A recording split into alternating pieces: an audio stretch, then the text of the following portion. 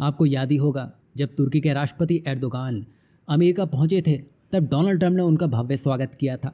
लेकिन ट्रंप ने इसी बीच एक बड़ा झटका भी तुर्की को दे दिया है, जिससे वो 8 से 10 साल पीछे जा चुका है।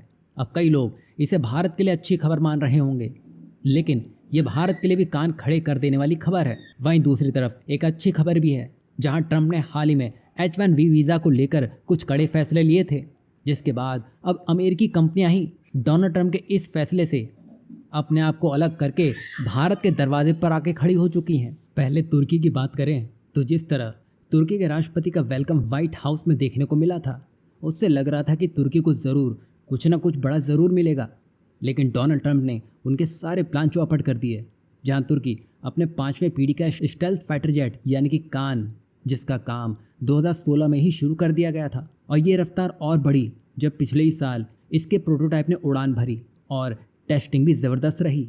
यही वजह थी कि इसकी खूबियाँ देखते हुए इंडोनेशिया ने तो आओ देखा ना ताओ इसी साल जुलाई महीने में कान के 48 जेट्स की डील साइन कर ली थी। और सुनिए, इस प्रोजेक्ट का महत्व इसलिए भी ज़्यादा है क्योंकि वर्तमान में केवल अमेरिका, चीन और रूस ही 5वीं पीढ़ी के फाइटर जेट विकसित कर पाए हैं। यही वजह है कि तुर्की ने भी अपना लक्ष्य रख लिया था कि 2028 तक कान जेट का कमर्शियल प्रोडक्शन करना। जैसा कि आप सभी जानते हैं, तुर्की ने अपने ड्रोन मार्केट से पूरी दुनिया को ही चौंका दिया था। अब उसकी अगली कोशिश स्टेल्थ फाइटर जेट के लिए थी, और यही वजह थी कि इसके इंजन के लिए तुर्की ने अमेरिका की जनरल इलेक्ट्रिक से करार किया था। लेकिन अमेरिका ने अब इस पर ही रोक लगा दी है। अब इंजन की सप्लाई रुकने से इस प्रोजेक्ट की गति प्रभावित होगी और तुर्की के शुरुआती कान जेट्स के ब्लॉक 0 और ब्लॉक 1 का निर्माण अब रुक जाएगा।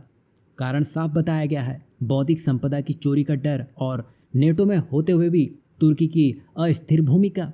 अब यहाँ पर तुर्की नाराज़ भी है और मजबूर भी। दरअसल अमेरिका चाहता है कि तुर्की F-35 फाइटर जेट खरीदे, और तुर्की के लिए यह स्थिति काफ़ी चुनौतीपूर्ण है क्योंकि इस प्रोजेक्ट में उसने पहले से ही अरबों डॉलर झोंक दिए हैं। ऊपर से इंडोनेशिया जैसा देश दरवाजे पर 48 जेट्स की डील के लिए खड़ा है। ऐसे में अमेरिका का पल्ला झाड़ लेना तुर्की के लिए धर्म संकट बन चुका है। वहीं अगर तुर्की पर यह गाज गिर चुकी है तो भारत को भी सतर्क हो जाना चाहिए, क्योंकि भारत का तेजस विमान पूरी तरह से अमेरिकी GE इंजनों पर ही निर्भर है। और हमने पहले ही 180 जेट्स का ऑर्डर दे दिया है और टारगेट है कि आने वाले समय में 250 से 350 जेट्स हमारी फ्लीट में शामिल हों। अगर अमेरिका तुर्की को रोक सकता है तो क्या भारत पर दबाव नहीं डाल सकता है? खासकर पाकिस्तान से जिस तरह उसकी नज़दीकियाँ बढ़ने में लगी है, ऐसा तो वो कभी भी कर सकता है।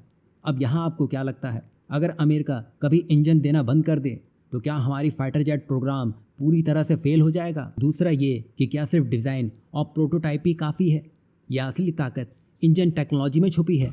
इस पर अपनी राय ज़रूर दीजिएगा। वहीं जहां अमेरिका अपनी तकनीक और अपने इंजनों पर घमंड दिखाने में लगा है, तो उसके उलट वो यहाँ वीज़ा के नियमों को भी छेड़ता हुआ दिखाई दे रहा है ताकि भारतीय टैलेंट को अमेरिका आने से रोका जा सके। और अमेरिका ने इसीलिए H1B और L वीज़ा नियम सख्त कर दिए हैं। तो सबसे ज़्यादा नुकसान भारत का नहीं बल्कि अमेरिकी टेक कंपनियों को हो रहा है। दरअसल ट्रंप प्रशासन को लग रहा था कि इससे अमेरिकन नौकरियां बचेंगी, लेकिन इसका उल्टा असर खुद उनकी बड़ी कंपनियों पर पड़ रहा है।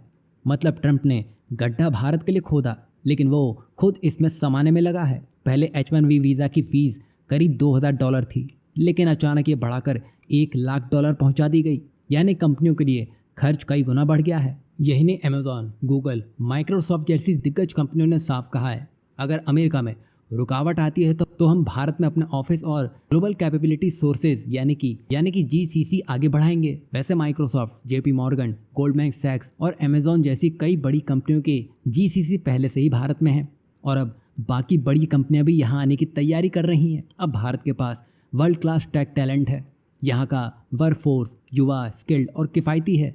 साथ ही राज्य सरकारें भी प्रोएक्टिव होते हुए अपनी नीतियों को बदल रही हैं। जैसे महाराष्ट्र ने तो हाल ही में 400 नए GCC खोलने की योजना बनाई है, जिससे लाखों नौकरियां और हज़ारों करोड़ों का निवेश आएगा। यानी कंपनियों को टैलेंट भी मिलेगा और सरकार से पूरा सहयोग भी। अब यहाँ पर शुरुआत अमेरिकी कंपनियों के साथ ही साथ खुद भारत भी करने में लगा है, जिसकी वजह से अब यह खेल काफ़ी इंटरेस्टिंग पॉइंट पे पहुँच चुका है। अब यहाँ आपको क्या लगता है, क्या यह भारत के लिए बड़ा मौका है या सिर्फ कंपनियों का ये एक बड़ा प्लान है? और क्या अमेरिका को इससे कुछ फ़र्क महसूस होगा? इस पर आप अपनी राय क्या रखते हैं, ज़रूर बताइएगा।